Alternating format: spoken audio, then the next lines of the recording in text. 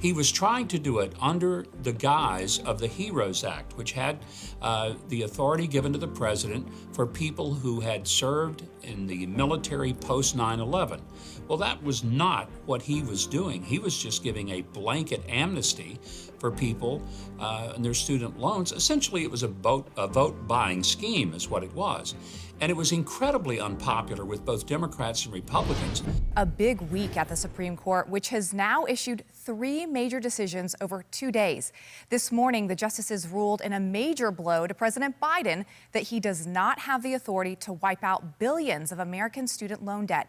This as students must resume paying their debt in October when a pandemic-related pause ends.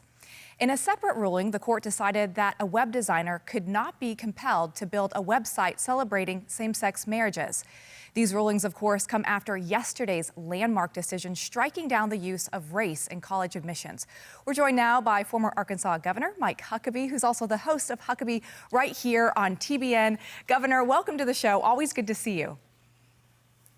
Well, thanks, Lindsay. Great to be with you. And you're exactly right. These are big decisions. They're landmark decisions that have implications that will go for many, many years forward. And I think a lot of people are recognizing that one of the reasons that Donald Trump's presidency was so significant was his appointment of 3 of those justices, without which these decisions probably would have gone the other way. You know, it's interesting when we look at this decision to strike down this student loan debt, saying that he does not have the power to do this without the consent of Congress. This is essentially the Supreme Court saying, Biden, you did not have the power you thought you had. Well, it was the right decision for a lot of reasons. And by the way, one of the people that tried to tell him that he didn't have the power was former Speaker and Democrat Nancy Pelosi. She made it very clear. She said presidents can't just do anything they want. And it was Nancy Pelosi who said, this is not legal. It requires Congress. On that, Nancy Pelosi and I absolutely agree, proving that Republicans and Democrats can get along and agree on some things. But he didn't have the authority, and here's why. He was trying to do it under the guise of the HEROES Act, which had the authority given to the president for people who had served in the military post 9/11. Well, that was not what he was doing. He was just giving a blanket amnesty for people and their student loans. Essentially, it was a vote buying scheme is what it was. And it was incredibly unpopular with both Democrats and Republicans, many of whom had paid their own way through school.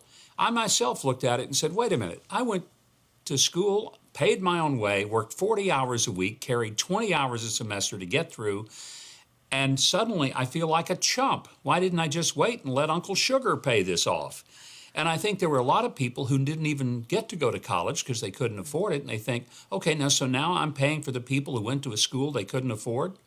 And if a person is smart enough to go to college, they ought to be smart enough to understand that when you take out a loan, you're expected to pay it back. So for all of those reasons, it was a bonehead idea to just arbitrarily wipe out people's student loans. I mean, if you're going to do that, wipe out their car loans, their home loans, their loans to buy clothing or take a vacation. I want to hit on something you said because it's such a great point. This was a vote-buying scheme. It was one of the cornerstones of his campaign in 2020 to try to make sure there wasn't this massive red wave. But at the end of the day, it shows that he didn't have the power to do it. So how could that change the 2024 presidential, showing that this was an empty promise that Democrats ran on? Well, Republicans have to remind them that presidents aren't elected to just reach into the government's treasury, take money from some people and give it to other people because of a political payoff. It's just not only wrong, but it's unconstitutional. And that's what the court ruled.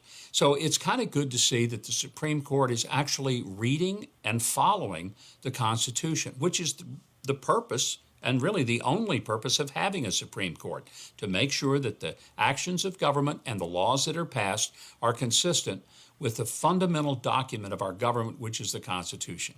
Okay, so I want to go to one of the next big cases that the Supreme Court ruled on, as I mentioned, this Colorado web designer saying that she did not have to create websites for same-sex marriage. She would be protected under the Constitution to do that because of her religious freedom to do that. Some people are coming out and saying, dissenters saying, our religious liberty it protects us from discrimination. It doesn't give us a pass to discriminate. What would you say to that argument? Well, she's an artist, and someone who does something that requires creativity, that requires some level of her putting her own ideas into it, is not required to compliment someone's view that is against her own spiritual and religious reason. Let me give an example. If I were Jewish and someone came in and said, look, you run a delicatessen, I'd like to order some bacon-wrapped shrimp. Well, for a whole lot of reasons, a Jewish delicatessen owner is not going to be able, in a kosher deli, to provide bacon-wrapped shrimp. And I think most people would say, well, why would they have to do that? They shouldn't have to do that. That violates their conscience. That's essentially what the Supreme Court ruled. This is a Christian. She has deep convictions about marriage, and she's willing to design websites, but not websites that would cause her to take a position that is absolutely the antithesis of what her biblical views are. Okay, going on to the next case. Yesterday was this landmark decision. The court ruled 6-3 to strike down affirmative action. President Biden came out very upset, saying that he strongly disagrees. He said some mean things about the court as well. But it's interesting, Governor, because if you look back to Justice Sandra Day O'Connor and Anthony Kennedy, they actually argued in 2003 that they thought affirmative action would end at some point. They thought around 25 years. We're about 20 years right now, so a little bit early, but this wasn't meant to be in place forever. Well, and it was never intended that way. There's no doubt, and let's be very clear, racism has existed in this country. There were times in American history where people of color couldn't get into the best universities. And it was probably at some point a very necessary way to say you can't just have one color of people getting into the nicest schools. But the other side of what that meant was that some people who got in strictly on their merits, not because of their color or their gender, people looked at them and said, yeah, I bet you just got in because you're black. I bet you just got in because you're female. Well, that's an insult to people who got there because they were the best. I think one of the greatest examples is Dr. Ben Carson.